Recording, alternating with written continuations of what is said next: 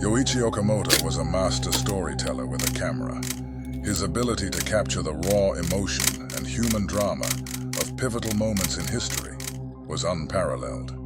From the hallowed halls of the White House to the bustling streets of small towns of Austria, Okamoto's photographs offer a glimpse into the heart and soul of a world in flux.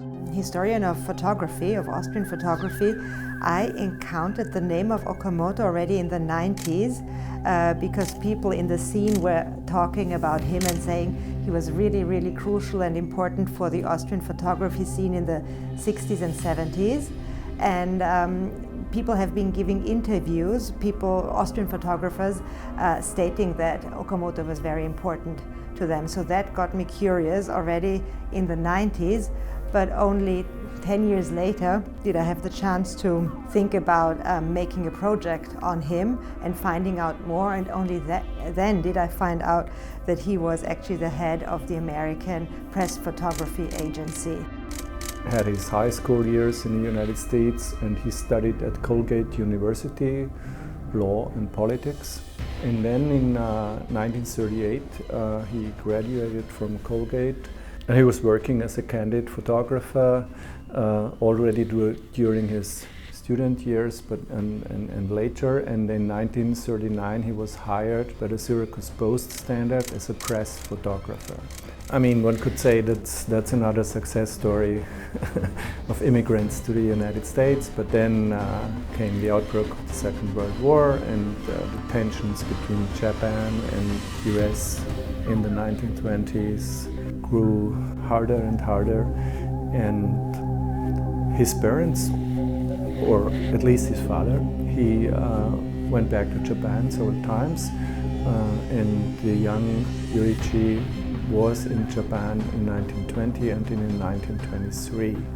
At that time there was a big earthquake in Japan, cost the life of 100,000 people, and the young Yoichi was brought back to the United States on a US warship. And this impressed him deeply. And you know how thousands of young Americans volunteered to be in the army right off the bat, or in the armed forces. And I think with Yoichi Okamoto it was the same. So I would say probably next to his personal ambition it was his patriotism. Because the amazing thing is, you know, months later he probably couldn't have joined the US Army. He might have ended up in an internment camp, you know, as many Japanese Americans, particularly from the West Coast. You know, I think the story of Japanese Americans during World War II is a very complex one because of the internment of some 110,000 people. We'd say unconstitutional internment. I mean, many of these were American citizens. Like Yoichi Okamoto was a Nisei, you know, he was second generation, but he was an American citizen, and he was as patriotic as other Americans. But that's not how it played out. After the Japanese attack on Pearl Harbor, 1 month later, he was enlisted to the US Army as the first Nisei from the New York area, which is quite surprising. And of course, for them, this was a great story that a young Japanese American would join the army on 6 January 1942. It's quite incredible. And following years, they continuously would write about him, so that 1 month later he had his training, and then coming to Europe. And of course, Yoichi Okamoto was sort of promoted to head the picture section of the United States Information Service and then agency. And in that role, he became very important in documenting the Marshall Plan. And of course, that was a major program that the Americans had in Austria, and they poured a lot of money into it. So, yeah, I found it very interesting that he was part of this progressive photographers of this movement in the 1950s, and he took part in many exhibitions, very important exhibitions, such as Family of Men, for example. Edward Steichen opened it in 1955, the Museum of Modern Art. He was the director there for the photo department. And also in Vienna in 1954, he had this exhibition at the Whitley Gallery, which is very important because it was the very first photo exhibition in the history of the gallery. There was no Museum of Modern Art in Vienna, so the galleries had to show modern art and photography, and I think this is very impressive. The collection I really like that they have in Vienna is all his artist photos, which are totally different from him walking down the street, you know, kind of documenting the rebuilding. Or both documentarian and artist certainly apply. I would personally, I'm a historian by training, put him more in the documentarian bucket because that's how I approach and understand his work. When I look at Okamoto's work, I see a documentary record of an incredibly consequential period in Austrian history, but also, of course, in US history. And some of his artistic and creative abilities, I think, are so important precisely because they give us a richer sense of what that history was like. But I do acknowledge, it took a lot of artistry, creativity to see those expressions, to see those opportunities, to capture a moment in American history and all of its complexity. So I don't want to deny for a second that that's an important part of it. The documentarian, but I can sort of see how he also was a photo artist in many respects. And you see his artistry, particularly in the Austrian part of the exhibit. He was involved with a lot of Austrian artists. And I think that was sort of his natural inclinations to be together with those people. Yet his job, I think, required him to document the Marshall Plan and the American presence in Austria. And to my mind, that was sort of the more important role that he played as a documentarian. Maybe the answer to your question is both, but to me, the documentarian was more important. I think it's hard to separate these two because he was definitely an eye of a century. He had a great eye, so he was an amazing artist, but he used it to document history.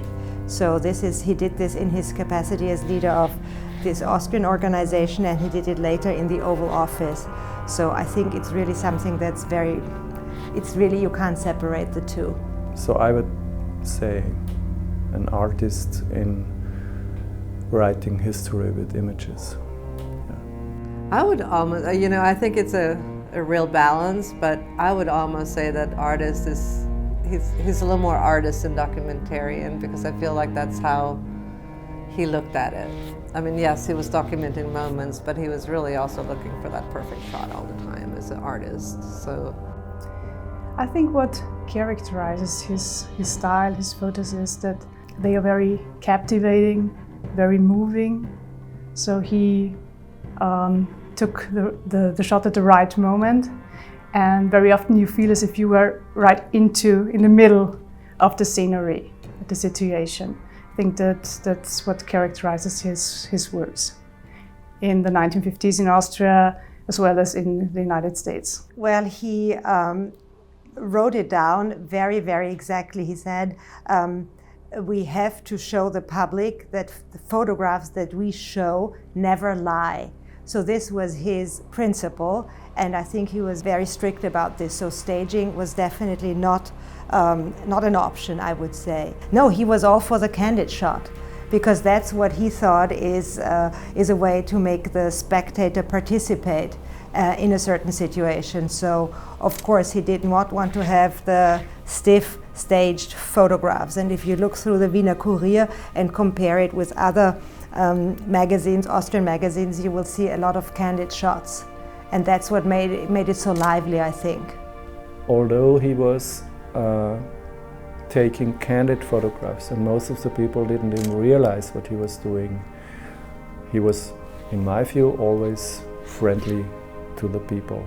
He didn't like everybody, and you can see this in some of the photographs, but the people he liked, he portrayed them in a very, very unique manner. He was a really, really good teacher to Austrian photographers through his own example, because he made photographs that he showed, but he also showed a lot of American examples, like he had photographs from, say, star photographer Ansel Adams sent over to Austria, and he would show his employees how they were printed. It was very easygoing and laid back, also very perfectionist, and all of these things combined together made this organization a very successful organization, because he had coverage on the Marshall Plan and on all the important American topics. The White House years, obviously this is a totally different story, because I think he had to work day and night. Be prepared to do everything the president wanted him to do from early morning until midnight. So this was a totally different story.